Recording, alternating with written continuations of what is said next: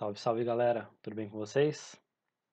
Quais seriam as semelhanças entre uma escola, um hospital, um presídio, um manicômio e uma empresa? Bom, nessa aula de hoje a gente vai discutir um pouco como que um filósofo chamado Michel Foucault contribuiu, né, para pensar essas semelhanças entre essas instituições que eu falei. Tá? O Michel Foucault não é propriamente um filósofo ou um pensador das organizações, mas a sua contribuição, né, para falar das instituições disciplinares na sociedade contemporânea são muito interessantes para a gente pensar as organizações, tá certo? Ah, lembrando que quando a gente fala de organizações, né, quando a gente está falando da sociologia das organizações, a gente está falando de diversas tipos, né, diversas formas de organização, desde o Estado, as empresas privadas, a gente pode também pensar as escolas, os hospitais, as instituições como organizações com um funcionamento próprio, né, com regras, com relações sociais ali inscritas nessas organizações e as relações dessas organizações com o conjunto da sociedade. Por isso que o Michel Foucault é um filósofo que contribuiu, né, involuntariamente, vamos dizer assim, também para a sociologia das organizações. Michel Foucault, ele é um filósofo francês, nasceu em 1928 e morreu em 1984. E teve uma produção bastante ampla, bastante diversificada sobre diversos temas da filosofia, né? E aqui a gente vai destacar um aspecto da obra dele, especialmente do livro Vigiar e Punir, né? Em que esse autor, esse filósofo, vai se debruçar sobre as questões do poder e da disciplina na sociedade, tá? No Vigiar e Punir, o Foucault vai se preocupar com a questão dos corpos dóceis, né? O que são os corpos dóceis? São os corpos disciplinados, domesticados, né? Quando o Foucault está falando de corpos domesticados, disciplinados, ele está dizendo que a nossa sociedade, por meio dessas instituições disciplinadoras, né? Por meio dessas organizações, né? Essas instituições presentes na sociedade, os indivíduos vão sendo moldados, vão sendo disciplinados, né, a agir em sociedade, né, e essa disciplina é uma disciplina do corpo, da mente e do corpo, tá certo? Então ele vai buscar características desse processo de disciplinamento, né, e como essas instituições que eu falei no começo, né, atuam no sentido de domesticar, de disciplinar os indivíduos, tá? Quando a gente está falando de disciplinamento, né, de domesticação do corpo, não é uma domesticação pura e simples. Ela tem um objetivo. Qual que é o objetivo por trás desse disciplinamento dos corpos na sociedade contemporânea? É buscar o máximo de rendimento deste corpo. Então, quando a gente observa uma escola, por exemplo, né, em que os alunos estão ali sentados, perfilados, né, em fileiras, né, separados, o professor sempre à frente, né, isso tem um objetivo de acostumar, de domesticar, de disciplinar, de ensinar os indivíduos, ensinar o corpo dos indivíduos qual é o espaço, qual é a posição, qual é a atitude que eles devem ter nessa sociedade, tá? Eh, o Foucault vai dar muita atenção para essa questão dos espaços, né? O corpo dócil, o corpo disciplinado, ele é disciplinado dentro de um espaço, né? A organização dos espaços, ela garante esse processo de disciplinarização dos corpos, tá certo? O que o Foucault está apontando é que não se trata apenas de um método de disciplina, não se trata apenas de uma prática de disciplina, mas a própria organização do espaço, ela é disciplinadora. Como eu falei, a escola tem essa característica, né? O hospital tem uma característica também disciplinadora. Tudo é pensado, né, em qual lugar deve estar o medicamento, em qual ambiente pode estar os pacientes com determinada enfermidade, né, onde vai estar localizado o posto de enfermagem, né, tudo isso é pensado de forma a tornar este ambiente um ambiente disciplinador, tá certo?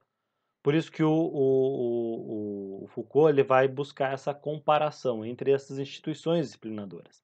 A escola é uma instituição que disciplina, o hospital é uma instituição que disciplina. E aí outros dois grandes exemplos, né, que são muito emblemáticos, as prisões, né, como um espaço de correção, de punição e correção, né, e também os manicômios, os hospícios, né, em que aqueles que são considerados anormais são colocados também como uma forma de disciplina. Tá certo? Daqui a pouco a gente vai falar um pouco mais sobre essa questão da anormalidade. Citando aqui uma frase do Foucault, né, ele vai dizer o seguinte, ó, é dócil um corpo que pode ser submetido, que pode ser utilizado, que pode ser transformado e aperfeiçoado. Ou seja, essas instituições, a escola, o hospital, o presídio, o manicômio, mas também as empresas, a própria organização do Estado, né, o ambiente de trabalho, eles são ambientes, são espaços de disciplinar corpos, né? Esse corpo, né, que está ali presente, inserido nessas instituições, nesses espaços, nessas organizações, são corpos que vão se adequando àquelas regras e vão se aperfeiçoando dentro dos objetivos daquela instituição, né? Se a instituição é uma empresa, por exemplo, que precisa produzir alguma coisa, né? Seja uma peça, um carro, uma geladeira ou um material publicitário, né? Uma agência de publicidade, por exemplo, né? Que tem que produzir alguma coisa, a organização do espaço daquela instituição, né? Daquela empresa, ele vai estar voltado, né? Para esse controle sobre o corpo dos indivíduos, né? Sobre a ação dos indivíduos, para que aquela ação, para que esse corpo seja uma máquina que produza de forma eficiente, tá certo? Aqui é interessante a gente até colocar um pouco em comparação, né, na verdade em diálogo, o Foucault com o Frederick Taylor, né, que foi um engenheiro de produção que lá no comecinho do século XX pensou essa organização e administração racional do trabalho, né, em que ele, né, pensou ali como que o trabalhador deve agir, né, para que ele produza cada vez mais, para que ele não desperdice tempo, para que ele não gaste energia à toa, né? Para que ele seja produtivo. O Frederick Taylor está olhando, né? Está pensando essa organização do espaço e a organização do trabalho com o objetivo de aumentar a produtividade. O Foucault está olhando, né? De forma crítica, óbvio, né? Está olhando de forma crítica essa organização do espaço, essa racionalização do tempo, do ambiente, né? Da divisão do trabalho, né? E está olhando como que isso afeta o corpo dos indivíduos. Por isso que a gente consegue, né, utilizar um pouco essas contribuições do Michel Foucault para pensar a sociologia das organizações. A gente viu em outras videoaulas, né, em outros momentos aqui, a burocracia, né, como essa estrutura da organização, essa racionalização da organização, seja o Estado, seja a empresa, seja a escola, enfim, né? A gente viu também uma perspectiva crítica do Maurício Trachtenberg, né, que entende essa burocracia como um aparato de dominação, de controle, né? E agora a gente está vendo mais uma perspectiva, né, que enxerga nas organizações sejam as organizações do Estado, as empresas privadas, as escolas, os presídios, os hospitais, né, como espaços de disciplinamento de corpos, né? Uma imagem que é muito interessante que o Foucault vai trazer, né, para a gente pensar como que esse espaço se organiza para controlar os corpos é a imagem do panóptico, né? O panóptico é uma construção, né, uma construção arquitetônica, né, de um campo, de um presídio, né, uma espécie de um campo de concentração, de reclusão, que é circular e que no centro dessa construção há uma torre de vigilância, né? De modo que quem está ali no topo daquela torre consegue ter uma visão completa de todo o ambiente. Já quem está no ambiente, né, não consegue ver quem está na torre, mas sabe que existe a torre e sabe que existe alguém vigilante, né, que pode ter alguém ali de olho, né? Essa imagem, né, que é uma construção arquitetônica, né, que, enfim, existiam presídios, né, pensados nessa estrutura, né, ela vai se transformando, né, na sua configuração arquitetônica, né, nas suas configurações físicas, mas elas são permanentes. Então a ideia do panóptico ela é permanente, independente da forma que o ambiente tem. É só a gente pensar um pouco aqui. Quantos ambientes que a gente entra e tem uma plaquinha assim, ó, sorria, você está sendo filmado. Você não está vendo a câmera.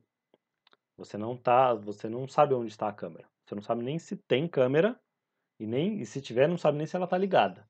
Mas tem uma plaquinha dizendo, sorria, você está sendo filmado. Na dúvida, né, se a câmera existe ou não, se ela está ligada ou não, se tem alguém assistindo, se tem alguém gravando, né? E só o fato de ter um aviso dizendo que aquele ambiente está sendo filmado já é um mecanismo de controle, já é um mecanismo que disciplina o indivíduo. Opa, estou sendo vigiado. Bom, agora em era de tecnologias da informação e da comunicação, ainda mais agora em tempos de pandemia, que todo mundo passa muitas horas na frente do computador ou no celular, né? Fala-se muito na questão da vigilância cibernética, né? Não é raro encontrar pessoas que mantêm aqui a câmera do notebook com um adesivo, alguma coisa cobrindo.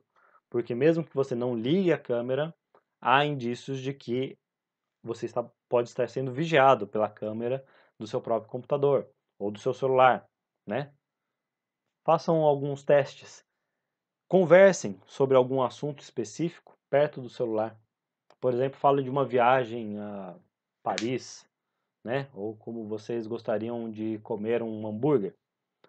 E notem que nas redes sociais, algum tempo depois, pode aparecer algumas propagandas de agência de viagem, de passagem aérea ou de hambúrguer, né?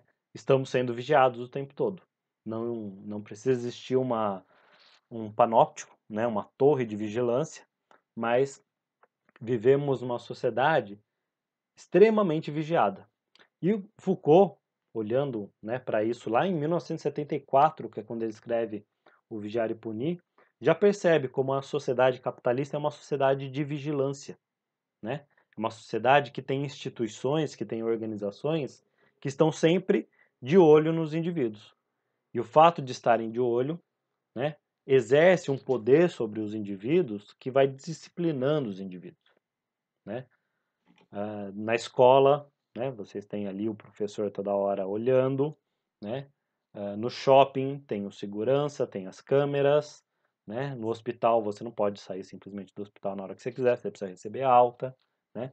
Então tem todo um mecanismo, né, de controle, de vigilância que vai disciplinando os corpos, disciplinando os indivíduos, né?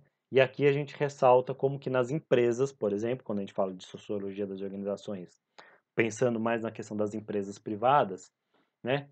Como que as empresas também disciplinam os corpos, né? O controle de ponto, a hora que você chega, a hora que você sai, as câmeras de segurança dentro do ambiente de trabalho, né? O gerente, o supervisor, aquele encarregado que está ali sempre próximo, sabendo a hora que você sai, a hora que você volta, que controla o tempo que vai ao banheiro, por exemplo. A gente viu, né, recentemente uma série de denúncias de empresas, principalmente de call center, né, de telemarketing, né, que faziam um controle absoluto e absurdo sobre o tempo que os funcionários levavam para ir no banheiro, por exemplo, né? Diversos relatos de pessoas que durante uma jornada de trabalho de 8, 9 horas por dia evitavam tomar água para não ter que ir no banheiro, porque o tempo de banheiro era controlado, né? Houve tentativas, né, de se colocar, isso felizmente foi barrado, né? Mas tentativas de algumas empresas de convencer os seus funcionários a usar fralda para trabalhar, para não gastar esse tempo de ir no banheiro. Olha só como o simples fato de ter alguém controlando o tempo pro funcionário, né, ir no banheiro, como isso faz com que o corpo se discipline. A pessoa deixa de tomar água para não ter vontade de ir no banheiro.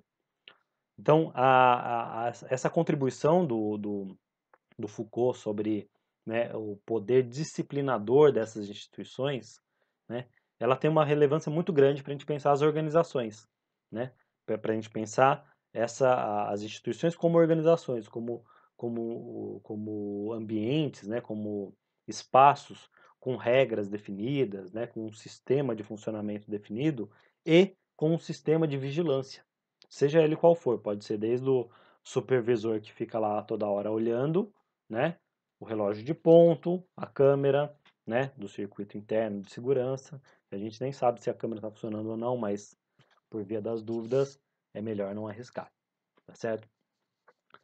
Por fim, aqui para a gente finalizar, né, e isso também entra muito na questão da sociologia das organizações.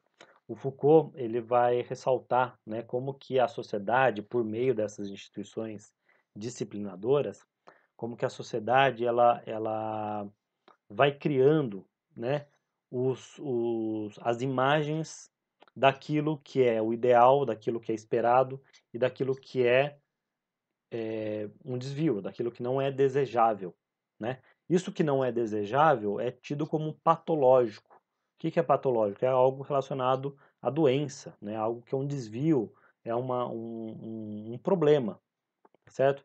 Então, e aqui ele, né, sobre isso ele vai falar muito sobre a questão dos manicômios, né? Quem que define que uma pessoa precisa ir para um manicômio? Qual que é a característica, né, que se espera de um indivíduo que se ele não apresenta essa característica, ele deve ser afastado da sociedade, né? O fato de ter alguém definindo o que é normal e o que é patológico já é um exercício de poder, né? Quando a sociedade diz: este é o padrão, esta é a norma, e tudo que se desvia disso é anormal e precisa ser consertado, precisa ser retirado da sociedade, né? Precisa ser eliminado, como foi o discurso nazista, né? Na Alemanha, né? Que identificou ali o judeu como patológico, como o problema da sociedade e aquilo precisava ser exterminado, né? Como a nossa sociedade faz com tudo aquilo que desvia, né, do padrão, né, seja de gênero, de orientação sexual, de raça, de fisionomia, né, de roupa, de vestimenta, tudo está sendo observado, tudo está sendo enquadrado dentro de um padrão de normalidade e anormalidade. Aquilo que é anormal é retirado, né? No ambiente, né, das organizações, das empresas, né, quando a gente fala das organizações privadas, isso passa, por exemplo, né, além da própria análise de currículo, né, na hora de um processo seletivo, na observação da fisionomia dos candidatos a uma vaga de emprego, né? Fora, né, aqueles anúncios que já estipulam como que deve ser fisicamente o funcionário, né? Magro, alto, boa aparência, né? Tudo isso já é um enquadramento dentro de uma norma. O que é boa aparência? Quem define a boa e a má aparência? E por que que vamos pensar como que as organizações, né, como que o mercado de trabalho, como as empresas, ao exigir essa boa aparência dos candidatos, como isso define, né, a própria conduta dos candidatos, das pessoas que estão à busca de um emprego no mercado de trabalho, né? Se você vai fazer uma entrevista sei lá, para trabalhar num consultório médico como recepcionista de consultório médico, e você vai com o cabelo moicano, pintado de roxo, muito provavelmente essa sua conduta, esse seu corpo, não vai ser considerado um corpo adequado, domesticado o suficiente para você trabalhar nessa instituição. Então, essa definição do que é normal e do que é anormal, do que é patológico, é também uma forma de controle, né? Quando a gente diz que o padrão é esse, a gente disciplina os corpos, os indivíduos, a se adequarem a esse padrão, a se transformarem, a se adaptarem, a se aperfeiçoarem dentro desse padrão de normalidade. Bom, lembrando, Foucault não foi um cara que se preocupou especificamente, né, com as organizações, tal como a gente está vendo aqui em Sociologia das Organizações. Mas é muito interessante utilizar, né, essa contribuição do Foucault sobre o poder disciplinador das instituições para pensar também as organizações. É isso. Espero que tenham gostado, espero que essa discussão possa servir para reflexão, para a gente pensar a nossa sociedade, como que a nossa sociedade se organiza, né? E como que nós estamos o tempo todo sendo vigiados. Grande abraço, bons estudos e até a próxima.